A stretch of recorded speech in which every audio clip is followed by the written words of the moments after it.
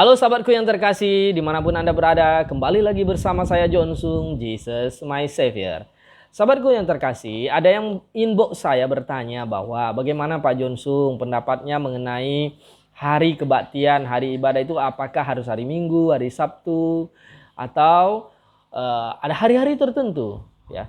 Nah, baik, saya akan coba menjelaskannya. Di dalam Yohanes pasal 4 ayat yang ke-21 ada dikatakan begini, kata Yesus kepadanya, percayalah kepadaku hai perempuan, saatnya akan tiba bahwa kamu menyembah Bapa bukan di gunung ini dan bukan juga di Yerusalem.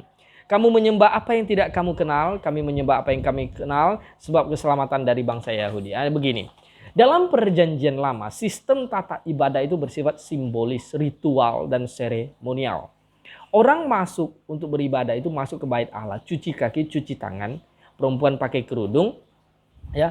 Jadi semua itu harus bersih, diukur secara jasmani lahiriah. Nah, di dalam bait Allah ada ruang pelataran, ruang kudus, ruang maha kudus.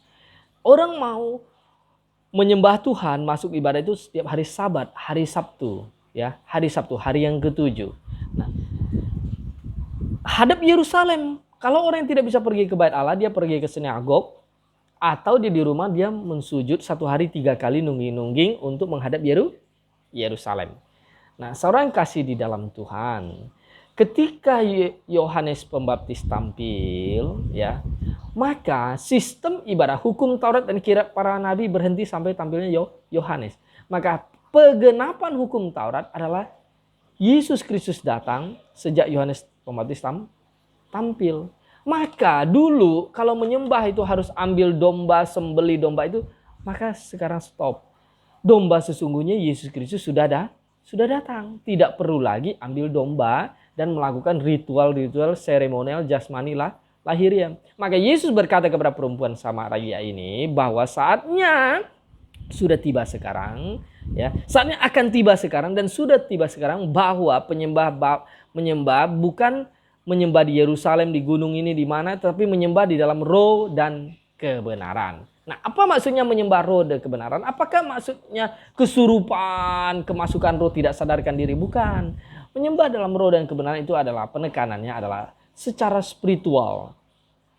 Kita bukan diukur dari postur tubuh, kesucian kita bukan diukur dari menghadap Yerusalem lagi, bukan dari postur tubuh gaya, bukan dari makanan yang masuk yang menajiskan haram atau tidak, tapi dari spiritual hati kita menyembah kepada Tuhan, spiritual dan kebenaran berdasarkan firman Tuhan. Firman mula kebenaran. Kalau tidak berdasarkan firman Tuhan, hanya pakai rohani, spiritual saya, ini bahaya, ini bisa disesatkan.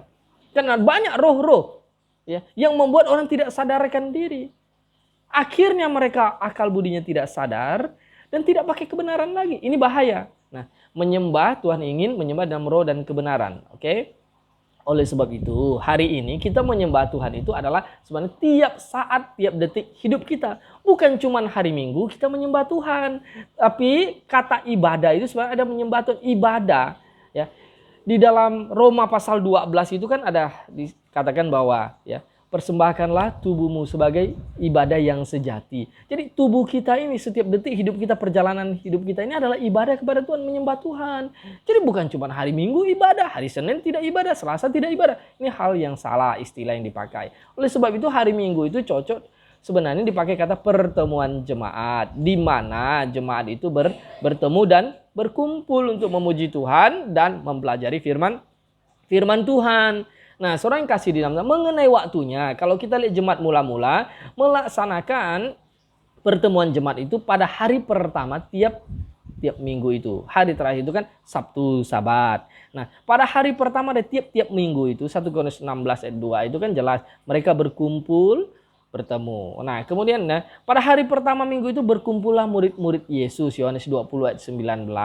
Nah, jadi pakailah hari Minggu. Nah, kalau misalnya hari lain boleh enggak? Ya, kalau misalnya nanti pemerintah bilang liburnya nanti hari Jumat, lalu kita pertemuan jemaat hari Jumat, tidak ada masalah karena kesucian itu bukan tergantung hari. Tidak ada lagi hari yang ini baik, hari itu baik, semua hari baik. Nah, karena kebetulan kita hari Minggu ini ada hari libur, dan jemaat mula-mula melakukan itu pada hari Minggu, ya sudah kita laksanakannya hari hari Minggu, tapi bukan masalah harinya yang spesial, tetapi adalah hati kita. Yang penting kita menaati kebenaran firman Tuhan. Nah, akhirnya di dalam Roma pasal yang ke-10, ayat kedua itu ya, aku dapat memberi kesaksian tentang mereka bahwa mereka sungguh giat untuk Allah, tapi tanpa pengertian yang benar. Banyak orang giat, semangat, tapi sayang tanpa pengertian benar. Ini salah, ini kasihan, maka akan disesatkan. Oleh sebab itu, pengertian yang benar itu harus cari di Alkitab. Kita taati di Alkitab, kita selidiki firman-Nya, pengetahuan yang masuk sesuai firman Tuhan, dan kita laksanakan. Barulah ini kita punya pengertian yang benar dan kita semangat, maka ini akan sungguh memuliakan nama Tuhan. Kalau semangat tanpa pengertian yang benar, itu akan sia-sia. Anda melakukannya dengan giat tetapi salah, itu akan sia-sia. Justru itu akan dianggap mendukung pekerjaan iblis. Nah, sahabatku yang terkasih di manapun Anda berada, nah kiranya ini sedikit penjelasan dapat membantu Anda mengerti mengenai waktu kita beribadah kepada Tuhan. Bersama saya John Sung, Maranatha.